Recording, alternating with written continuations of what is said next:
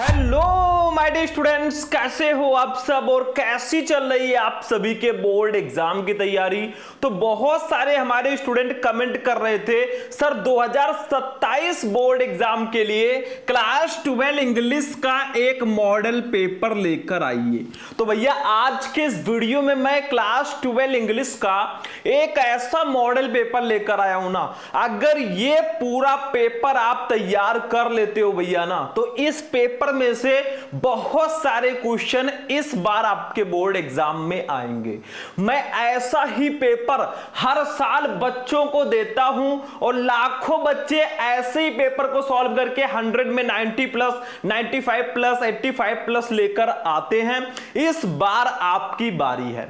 इस वीडियो में मैं आपके लिए लेकर आया हूं क्लास 12 इंग्लिश का एक मॉडल पेपर। देखो भैया, ऐसा कुछ आपका पेपर रहता है, यहां पे रोल नंबर लिखा होता है, यहां पे नाम जो कि आपको फिल करना होता है। 2027 इंग्लिश का ये मॉडल पेपर है। इस साइड में आपका पेपर कोड लिखा रहेगा। मतलब भैया इस पेपर कोड को आपको ना, जब इंग्लिश की कॉपी आपको मिलेगी तो ये पेपर कोड आपको वहां पे भरना होगा।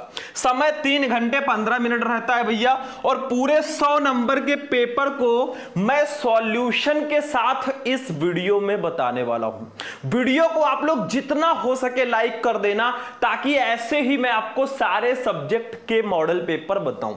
अब देखिए, कुछ आपको इंस्ट्रक्शन दिए गए हैं। इंस्ट्रक्शंस का मतलब होता है निर्देश। देखो, first 15 minutes are allotted to the candidate for reading the question paper. यानी कि स्टार्टिंग के जो 15 मिनट है ना, वो आपको क्वेश्चन पेपर पढ़ने के लिए दिया जाता है। मतलब जब आपको पेपर मिलेगा 15 मिनट ध्यान से पेपर को पढ़ लेना, क्योंकि पेपर पढ़ लोगे ना तो आपको अगर उसमें से कोई क्वेश्चन मान लीजिए आपने पहले पढ़ा था, आपको अब याद नहीं है, तो आपका दिमाग जो है उस क्वेश्चन का आंसर ढूंढने में लग जाएगा। फिर this question paper is divided into 4 section, section A B C D. English का पेपर 4 सेक्शन में होता है, section A, section B, section C और सेक्शन डी। तीसरा, all question from all the section are compulsory. सभी question आपको भैया करने हैं। Marks are indicated against each question. मतलब जो क्वेश्चन जितने नंबर का है उसके सामने दिया गया है। अब देखिए, यहां से हमारा पेपर स्टार्ट होगा भैया। सेक्शन ए रीडिंग से हमारा पेपर स्टार्ट होगा। टोटल आपका ये सेक्शन 15 नंबर का आता है। अगर आपको इस पेपर का पीडीएफ चाहिए तो पहले वीडियो को लाइक करना, चैनल को सब्सक्राइब कर लेना और कमेंट में सारे बच्चे पीडीएफ लिख देना, आपको मैं पीडीएफ दे दूंगा। ठीक है, तो देखो, अनसीन पैसेज मतलब सेक्शन ए रीडिंग में क्या होता है, एक आपको अनसीन पैसेज दिया जाता है। जैसे यहां से लेकर आपको यहां तक एक अनसीन पैसेज दे दिया गया। फिर आपको इसी अनसीन पैसेज से रिलेटेड नीचे 5 क्वेश्चन दिए जाते हैं भैया। और ये जो क्वेश्चन होंगे ना, 3-3 नंबर के क्वेश्चन होंगे, 3-3-3-3 और एक नंबर की वोकेबुलरी होगी। मतलब 15 नंबर आपको इसके लिए मिलेगा। और ये बिल्कुल हलवा होता है। आपको करना क्या है, ध्यान से समझो। इस अनसीन पैसेज को सिर्फ आपको ध्यान से पढ़ना है और आंसर आपका ना इसी अनसीन पैसेज में छिपा होता है। अभी मैं ट्रिक के साथ आंसर लिखना भी सिखाऊंगा, तो नो टेंशन जब तक है आपका भाई शुभम। तो पहले इसको मैं पढ़ा देता हूं। देखो, read the following passage carefully and answer the question that follow. इस पैसेज को ध्यान से पढ़ो और क्वेश्चन का आंसर दो। तो इसको मैं हिंदी मीनिंग के साथ बताऊंगा भाई, क्योंकि मैं तो टीचर हूं ना। बाकी ट्रिक मैं आपको बता दूंगा कि अगर आपको हिंदी मीनिंग निकालना नहीं आता फिर भी कैसे सॉल्व करोगे। देखो, whatever your task may be, आपका कार्य जो कुछ भी हो, concentrate your whole mind upon it, उस पर अपना पूरा ध्यान केंद्रित करें। Throw into it all the energy, और अपनी पूरी ऊर्जा को उसमें झोंक दे। व्हिच यू आर कैपेबल, जितने आप समर्थ हैं।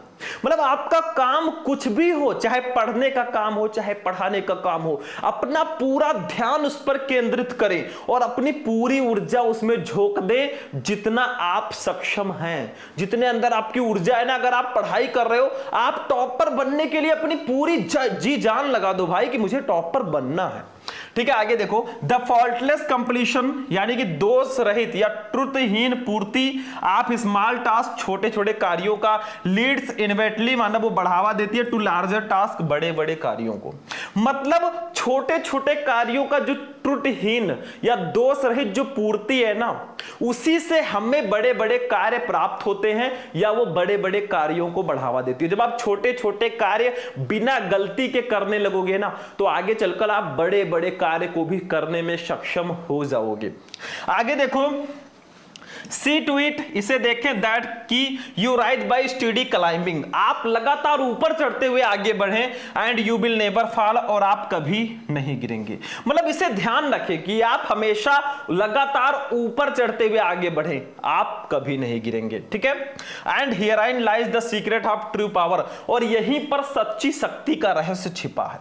लर्न बाय कांस्टेंट प्रैक्टिस, लगातार अभ्यास से सीखें। How to husband your resources, अपने संसाधनों का उपयोग कैसे करें। And to concentrate upon them, और उस पर अपना ध्यान कैसे केंद्रित करें। एट एनी मोमेंट, किसी भी क्षण, अपॉन ये गिवन पॉइंट, किसी भी पॉइंट पर। मतलब लगातार प्रैक्टिस से सीखें कि अपने संसाधनों का उपयोग कैसे करें। मतलब किसी दिए हुए पॉइंट पर या किसी दिए हुए क्षण पर अपना पूरा ध्यान कैसे केंद्रित करें, उसको सीखें, ठीक है। आगे देखो, द फूलिश, मूर्ख लोग, बेस्ट, बर्बाद कर देते हैं, ऑल दियर मेंटल, अपनी मानसिक एंड स्पिरिचुअल और आध्यात्मिक एनर्जी, ऊर्जा, इन फ्राइवलिटी, यानी कि तुच्छता में। फूलिश चैटर, मूर्खतापूर्ण बकबक में, और सेल्फिश आर्गुमेंट या फिर स्वार्थी तर्क वितर्क में। मतलब जो मूर्ख लोग होते हैं ना, वो अपनी मानसिक और आध्यात्मिक ऊर्जा जो है वो तुच्छता में, मूर्खतापूर्ण बकबक में या फिर स्वार्थी तर्क वितर्क में बर्बाद कर देते हैं। Not to mention wasteful physical exercise, और वो कोई फिजिकल कार्य भी नहीं करते हैं, ठीक है, फिजिकल एक्सरसाइज भी नहीं करते। चलो भाई, अब क्वेश्चन देखो, ए वाला क्वेश्चन है, how should we do our task, हमें अपना कार्य कैसे पूरा करना चाहिए। तो भाई इसका आंसर सीधा सीधा यहां पे दिया गया है, देखो, concentrate the whole mind upon it and throw into all the energy which you are capable. आप चाहे तो यहां से लेकर यहां तक पूरा आंसर लिख सकते हैं। हमें अपना कार्य कैसे करना चाहिए, हमें अपना कार्य पूरे कंसंट्रेशन के साथ करनी चाहिए, तो यही आप उठाकर लिख सकते हो, ठीक है। अभी मैं आंसर भी बताऊंगा या फिर मैं आंसर साथ में बताता चलूं, चलो बाद में बताऊंगा, ठीक है। या ऐसे लिखो, देखो आंसर इसका ऐसे लिखना, whatever dot dot dot axes, ये आपको संकेत लिखना होता है। पहला आंसर है, देखो पहले का ये, we should do our task, हमें अपना कार्य करना चाहिए by concentrating our whole mind upon it, उस पर अपना पूरा ध्यान केंद्रित करके, and throwing into all our energy, और उस पर अपनी पूरी ऊर्जा झोंक देनी चाहिए। मतलब हमें अपना पूरा कार्य जो है, पूरा जो दिमाग है उसको कंसंट्रेशन के साथ करना चाहिए और उसमें अपनी पूरी ऊर्जा झोंक देनी चाहिए। देखो 3 नंबर आपका कंप्लीट है, वही चीज लिखा है जो ऊपर मैं बता रहा हूं। बी वाला देखो, when shall be never fall, हम कब कभी नहीं गिरेंगे। तो देखो इसका आंसर कैसे लिखोगे, मैं ट्रिक बता रहा हूं। देखो नेवर फॉल, ये आपका कीवर्ड है, इस कीवर्ड को आप इसमें ढूंढो। देखो कहीं है ये कीवर्ड, देखो कहीं है, कहीं ना कहीं तो होगा। ये देखो, When you rise by steady climbing and you will never fall, यही लाइन उठाकर लिख दो। मतलब अगर आपको हिंदी मीनिंग नहीं निकालना आता ना, क्वेश्चन का जो मेन कीवर्ड है उसको आप अनसीन पैसेज में ढूंढो, जहां मिल जाए उसी लाइन को उठाकर लिख दो भाई, क्योंकि वही उसका सही आंसर होगा। तो देखो इसका आंसर क्या होगा, हम कब कभी नहीं गिरेंगे, तो इसका आंसर ये है। देखो when we rise by steady climbing we will never fall, अगर हम लगातार ऊपर चढ़ते हुए आगे बढ़ेंगे हम कभी नहीं गिरेंगे। वही चीज लिखा है भाई, कुछ नहीं है। अब देखो सी वाला, wherein lies the secret of true power, सच्ची शक्ति का रहस्य कहां पर छिपा है। तो भाई सच्ची शक्ति का रहस्य कहां पर छिपा है, देखो यहां पे लिखा था and herein lies the secret of true power। मतलब हमें क्या करना चाहिए, यहां से लिख सकते हो the faultless completion of small task leads inevitably to larger task, that you rise by steady climbing or you will never fall, and herein lies the secret of true power। चाहो तो ये पूरा लिख सकते हो, या इसका आंसर थोड़ा अपनी तरफ से भी लिख देंगे, कुछ चीजें अपनी तरफ से भी ऐड करना। देखो the secret of true power, सच्ची शक्ति का रहस्य लाइज छिपा है इन ये स्टडी क्लाइंब, यानी कि लगातार ऊपर चढ़ने में, टुवर्ड सक्सेस, सफलता की ओर, एंड पर्सनल ग्रोथ, और व्यक्तिगत ग्रोथ की ओर। मतलब सच्ची शक्ति का रहस्य जो है वो लगातार ऊपर चढ़ने में, सफलता की ओर लगातार आगे बढ़ने में और अपने पर्सनल ग्रोथ में छिपा है। बस हो गया, 3 नंबर आपका यहां पर भी फिक्स हो जाएगा। समझ में आ रहा है भाई? इंग्लिश से बहुत सारे बच्चे डरते हैं, बिल्कुल मत डरना। डी वाला, how do the foolish waste their energy, यानी कि मूर्ख लोग अपनी ऊर्जा कैसे बर्बाद करते हैं। अब देखो यहां पे फूलिश, बेस्ट, एनर्जी, ये सब बेटा कीवर्ड है। इस कीवर्ड को आप इसमें ढूंढो। देखो ये लिखा है आंसर इसका, सीधा सीधा देखो, the foolish waste all their mental and spiritual energy in frivolity, foolish chatter और सेल्फिश आर्गुमेंट। बस इतना लिख दो। देखो क्वेश्चन में फूलिश था, बेस्ट था, एनर्जी था, ये सब आपको इस लाइन में दिख रही है भाई। जहां भी कीवर्ड मिल जाए उठाकर लिख दो। देखो, the foolish waste all their mental and spiritual energy in foolish chatter और सेल्फिश आर्गुमेंट, यानी कि मूर्ख लोग अपनी मानसिक और आध्यात्मिक ऊर्जा तुच्छता में, मूर्खतापूर्ण बकबक में और आपसी तर्क वितर्क में, स्वार्थी तर्क वितर्क में बर्बाद कर देते हैं। इसका आंसर ऐसे लिख देना सेम, बाकी यहां पे शायद दूसरी तरीके से लिखा है। देखो, the foolish waste their energy in meaningless and trivial activities और कन्वर्सेशन, यानी कि जो मूर्ख लोग होते हैं वो अपनी ऊर्जा जो है वो तुच्छतापूर्ण गतिविधियों में और फालतू के कन्वर्सेशन में, फालतू की बातों में बर्बाद कर देते हैं। तो ये भी आप लिख सकते हो, बाकी वो सेम लिख सकते हो, कोई दिक्कत नहीं है। 3 नंबर यहां पर भी फिक्स हो गया। अगला देखो, which word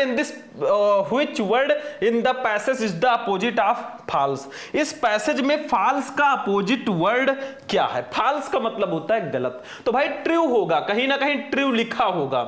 देखो ट्रू कहां है भाई?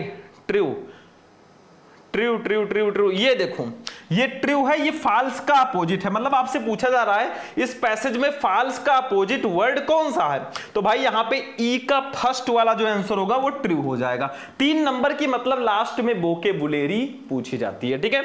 इसके बाद में देखो अगला क्वेश्चन, देखो ध्यान से। दूसरा, what is meant by to concentrate. To concentrate यानी कि केंद्रित करने का मतलब क्या है भाई?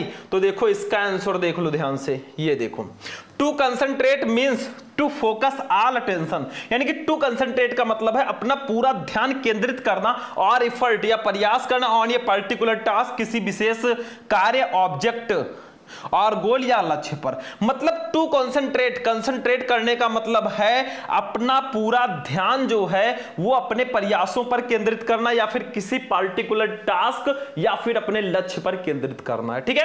कंसंट्रेट का मतलब यही होता है। 1 नंबर आपका यहां पर भी कंप्लीट है। अगला क्वेश्चन देख लो बच्चों ध्यान से, तीसरा, give the antonym of foolish. Foolish का मतलब होता है मूर्ख। भाई इसका एंटोनिम क्या होगा? एंटोनिम का मतलब होता है विपरीतार्थक शब्द, तो फूलिश का वाइज हो जाएगा भाई। वाइज का मतलब बुद्धिमान। 1 नंबर यहां पर भी कंप्लीट। मतलब आपका 15 नंबर ना ऐसे एग्जामिनर देगा, अगर सही से आपने आंसर ढूंढ के लिख दिया भाई ना, तो 15 नंबर आपको पूरे के पूरे मिलेंगे, कोई भी काट नहीं पाएगा। अब चलते हैं भाई सेक्शन बी, राइटिंग सेक्शन पे। और बच्चों ये 20 नंबर का आता है, सेक्शन बी 20 नंबर का आता है। 10 नंबर का आर्टिकल, 10 नंबर का लेटर। देखो दूसरा, right an article on any one of the following topics in about 100 to 150 word. मतलब आपको इन तीनों टॉपिक में से किसी एक टॉपिक पर 100 से 150 वर्ड्स में आर्टिकल लिखना है। भाई बहुत आसान होता है। मतलब टेररिज्म में थ्रेट टू मैनकाइंड। आपको आर्टिकल लिखने के लिए 2 तरीके हैं, या तो आप हेडिंग डाल डाल के लिखिए भैया, और या तो आप पैराग्राफ वाइज लिखिए। मतलब 2-3 पैराग्राफ्स में आप आर्टिकल लिख दीजिए। आर्टिकल पर मैं पहले ही वीडियो बना चुका हूं, बाकी ये तीनों आर्टिकल बहुत इंपॉर्टेंट है।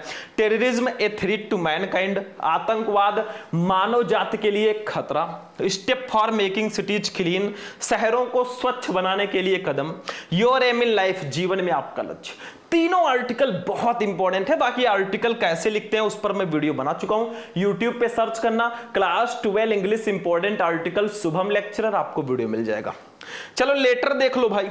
तीसरा, राइट ए लेटर, एक पत्र लिखो टू द प्रिंसिपल, प्रधानाचार्य को ऑफ योर कॉलेज, अपने कॉलेज के, टू प्रोवाइड, प्रदान करने के लिए, लाइब्रेरी बुक्स, लाइब्रेरी में किताबें, टू स्टूडेंट, विद्यार्थियों को।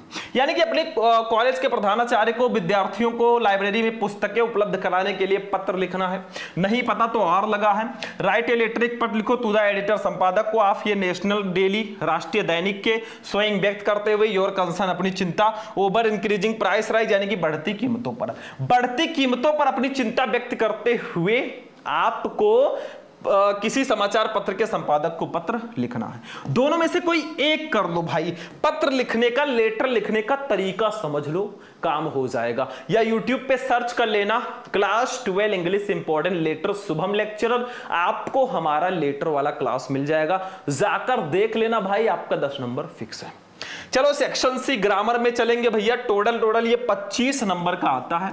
सबसे पहले 10 नंबर के ऑब्जेक्टिव टाइप क्वेश्चन रहेंगे, मतलब 5 क्वेश्चन रहेंगे ऑब्जेक्टिव, 10 नंबर आपको मिलेगा, 2-2 नंबर का क्वेश्चन होगा। देखो 4, choose the correct option to answer the following question. आपको सही ऑप्शन चूज करना है। जैसे पहला ए वाला क्वेश्चन है, वन वर्ड सब्स्टिट्यूशन। देखो, one who seize the dark side of a thing is called, मतलब जो चीजों के अंधेरे पक्ष को देखता है वो क्या कहलाता है? ऑप्टिमिस्ट आशावादी, पेसिमिस्ट निराशावादी, डार्की अंधकार में, होपलेसनेस यानी कि निराशाजनक। भाई पेसिमिस्ट कहलाता है, जो चीजों के अंधेरे पक्ष को देखता है वो पेसिमिस्ट कहलाता है, यानी कि निराशावादी। ठीक है, इसका आंसर भी मैंने नीचे लिखा है, देखो ये सारे का आंसर मैंने लिखा है। ठीक है, तो ये चीजें आप लोग जरूर समझ लेना। बी वाला देखो आइडियम्स एंड फ्रेजेज है, ऑब्जेक्टिव में आता है। देखो the apple of one's eye, आंखों का तारा होना, इसका मतलब क्या होगा?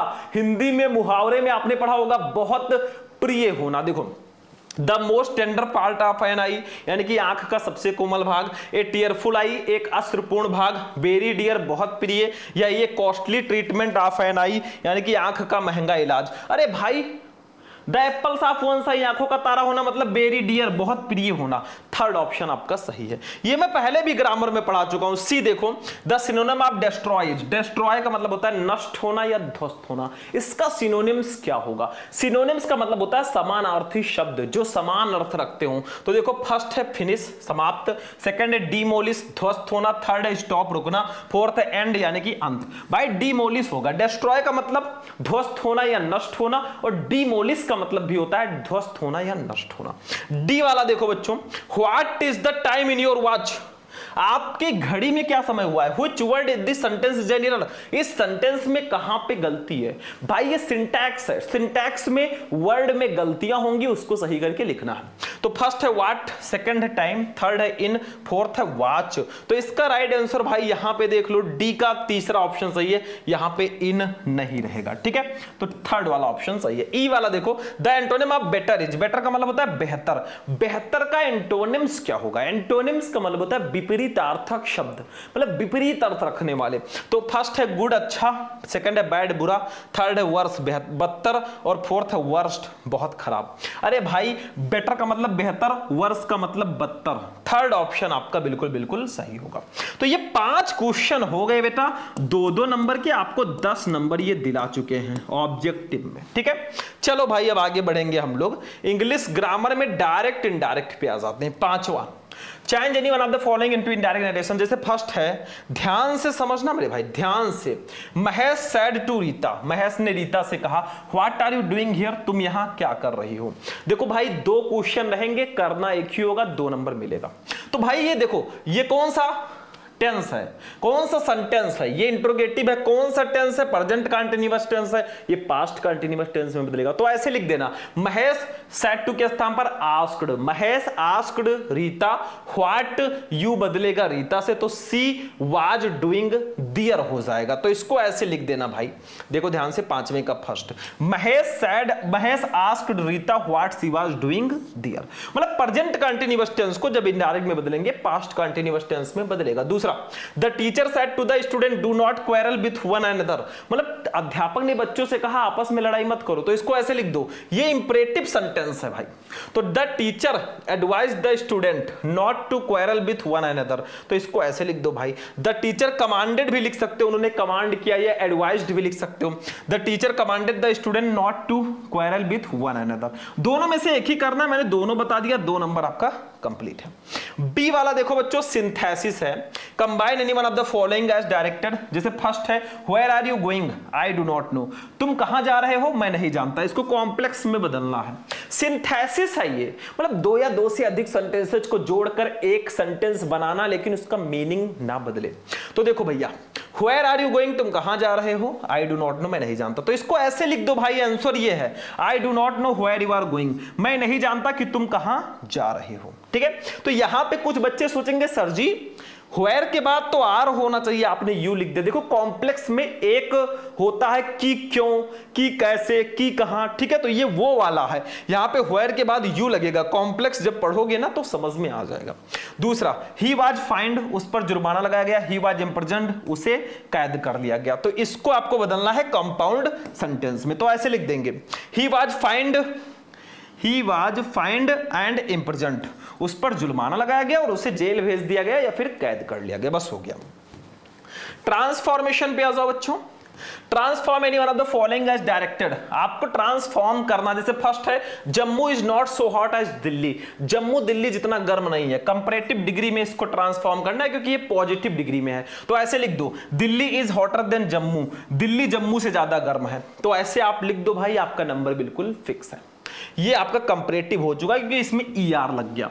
दूसरा, हु कैन डू इट, इसे कौन कर सकता है, इसको पैसिव वॉइस में बदलना है, तो ऐसे लिखो, by whom can it be done, ये पैसिव वॉइस हो गया। मतलब हु रहेगा तो बाय हुम लग जाएगा, कैन लगेगा, फिर इट लगा देंगे, बी डू का थर्ड फॉर्म डन। अब यहां पे सिंटैक्स पे आ जाओ, D, correct any one of the following sentences, आपको दोनों सेंटेंस को करेक्ट करना है, सही करना है, किसी एक को करना है। देखो first, there am large number of girls in this school, यानी कि इस स्कूल में बड़ी संख्या में लड़कियां हैं, गलत है। There are large number of girls in this school, यानी कि इस स्कूल में बड़ी संख्या में लड़कियां, देयर के साथ आर लगता है, एम नहीं। दूसरा, he is tired in doing this work, वो ये काम करते करते थक गया, गलत है। He is tired of doing this work, मतलब टायर्ड के साथ ऑफ लगाना है। इसके बाद आ जाओ बच्चों होमोफोन्स पे। ये देखो, use any one of the following pairs of word in your own sentence to make the difference in their meaning clear. आपको ये दोनों सेम दिखने वाले सेंटेंस, दोनों सेम दिखने वाले वर्ड्स को सेंटेंस में यूज करना है ताकि इनका मीनिंग क्लियर हो जाए। देखो आइडल आइडियल दोनों दिखने में भाई भाई लग रहे हैं, सेम लग रहे हैं, लेकिन इसमें डिफरेंस है, तो सेंटेंस में यूज करके बताना है। दूसरा, बर्थ बर्थ, ठीक है, तो ये दोनों में से किसी एक को कर लेना।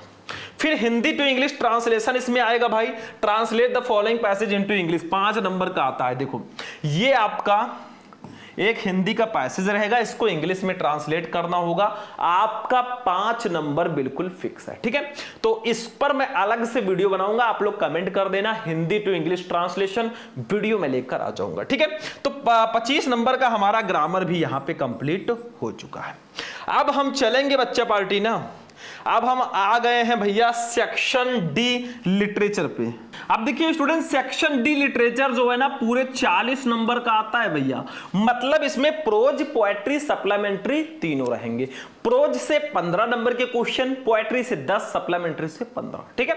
देखो 7वां, answer the following question in about 40 word each, आपको लगभग 40 शब्दों में आंसर देना है। प्रोज का क्वेश्चन है ये, 2 शॉर्ट 1 लॉन्ग रहेगा प्रोज से, ठीक है। देखो ए है, whom did MML blame for not paying proper attention to the study of French, यानी कि एम हेमल ने फ्रेंच के अध्ययन पर ध्यान न देने का कारण जो है दोषी किसको ठहराया। नहीं पता है तो और लगा हुआ है। Who was the writer of seller, चूहेदानी बेचने वाला कौन था। How did he make them, वो इसको कैसे बनाता था। दोनों में से कोई एक सॉल्ट कर दो भाई, 4 नंबर आपका यहां पे फिक्स है, ठीक है। ये द लास्ट लेसन का है, ये द राइट ट्रैप का है। बी वाला देखो भैया, What was the importance of garbage for children in Seemapuri, मतलब सीमापुरी में बच्चों के लिए कूड़े करकट का महत्व क्या था।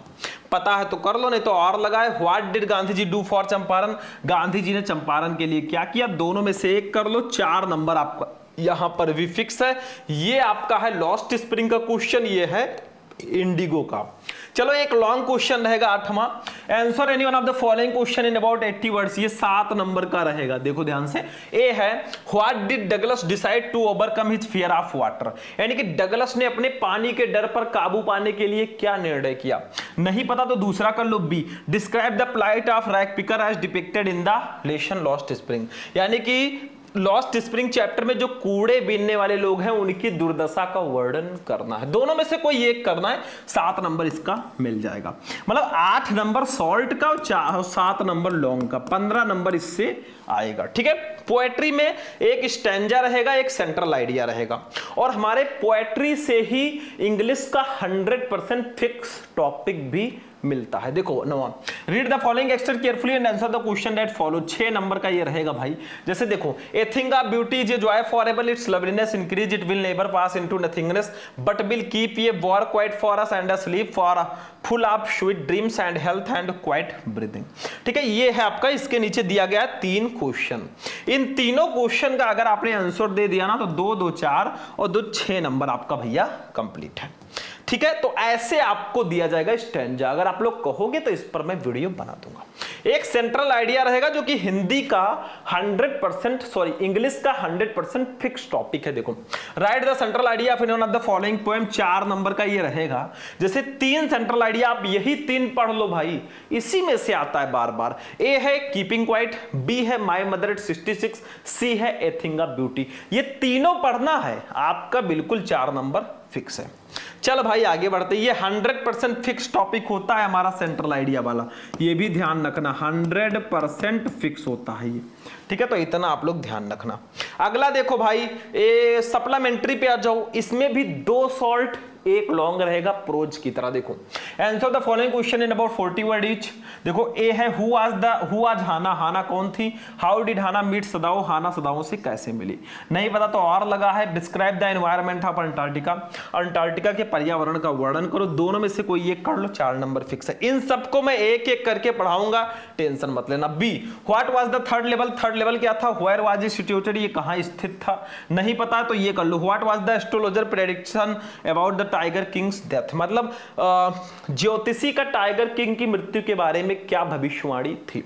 तो इसको कर लो भाई, आपका नंबर यहां पर भी फिक्स है। ठीक है, अब चलो भाई एक लॉन्ग आएगा। देखो 12 नंबर, answer any one of the following question in about 80 word. आपको लगभग 80 शब्दों में आंसर देना। जैसे A, how did doctor Sadao save the life of the American war prisoner, मतलब डॉक्टर सदाओ ने अमेरिका के कैदी की जान कैसे बचाई। And how did Hana help in doing so, और हाना ने उनको ऐसा करने में उनकी मदद कैसे की। नहीं पता तो बी कर लो, who was Sam Weiner, Sam Weiner कौन थे। What did he write in his letter to Charley, उन्होंने चार्ली के लिखे पत्र में क्या लिखा। बस हो गया। ठीक है, तो आप दोनों में से कोई एक कर लेना, ये भी फिक्स है। मतलब 15 नंबर का सप्लीमेंट्री भी हो चुका है। यानी कि पूरे 100 नंबर के इंग्लिश का पेपर मैंने आज आपको बता दिया। यहीं पर हमारा पूरा पेपर फिनिश होगा। आपको वीडियो कैसा लगा और क्या ये पूरा पेपर आपको समझ में आया है, बिल्कुल टेंशन मत लेना। वीडियो को आप लोग फटाफट लाइक कर देना, चैनल को सब्सक्राइब कर लेना। बाकी आगे आगे हम आपकी तैयारी करवाते रहेंगे, उसके लिए आप बेफिक्र रहिए। तो चलते हैं, फिर आपसे मिलेंगे किसी नेक्स्ट वीडियो में नेक्स्ट इंपॉर्टेंट टॉपिक के साथ। तब तक के लिए जय हिंद।